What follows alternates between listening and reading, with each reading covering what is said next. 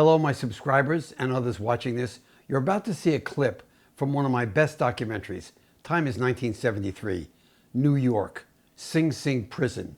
Built in 1826. The electric chair, I think there's 60 or 70 people died in the electric chair. A classic maximum security, tough place. So why did I go into Sing Sing Prison to make this movie? Back in 1972, there was a riot in one of New York's toughest prisons, Attica. I think 2,300 inmates rioted, took over the prison. The governor sent in the troops, and something like 43 people died, got shot, plus some guards. It was awful, hideous. And I lived right next to Sing Sing Prison.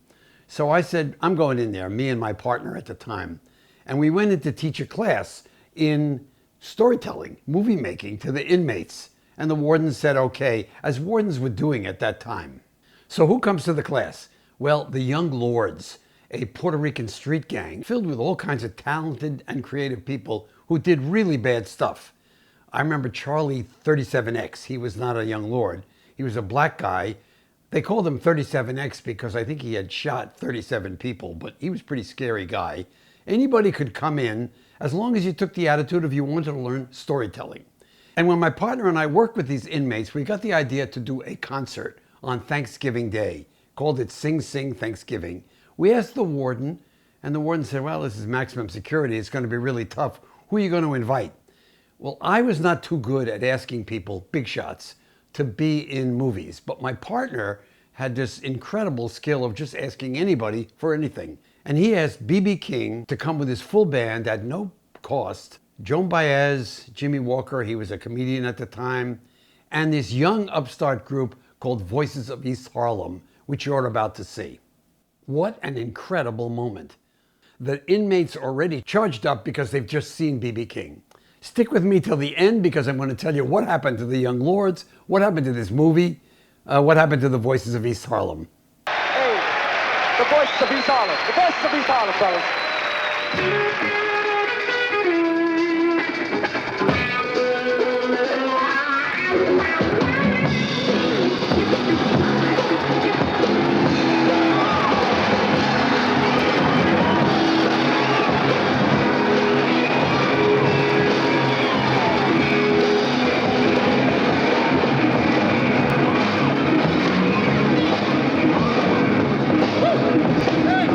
I wanna go along with love.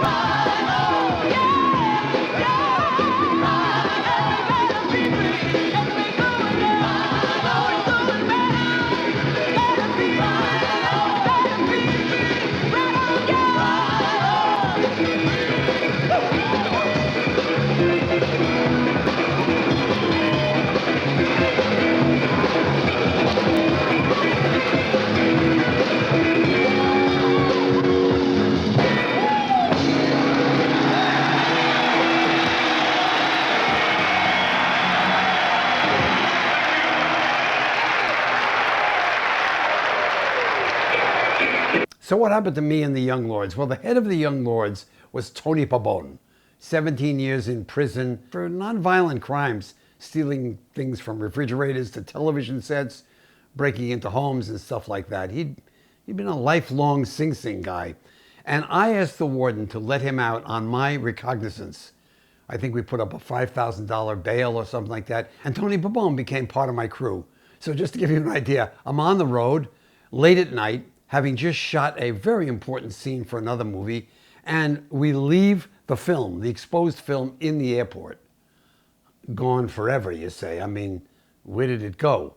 Tony Pabon says, let me take care of it, David. Give me 20 bucks. So I give him 20 bucks. He's gone for the night. Comes back in the morning. There's our stuff, perfectly safe. What'd you do, Tony? Well, he went into the luggage thing. He went down the luggage thing, can you believe that? And went down there, talked to some other Puerto Rican guys, said, hey, I got to get this guy's film back. Here's 20 bucks.